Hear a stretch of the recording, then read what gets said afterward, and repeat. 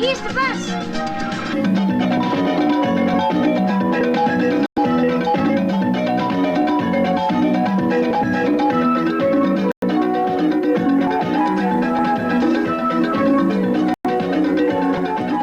Thanks for all being here. Back in the late 80s, Chico Mendes, a Brazilian rubber tapper, who turned environmental activist, said the following, I quote, "At first I thought I was fighting to save rubber trees. It's no secret. And I'm leaving office in January.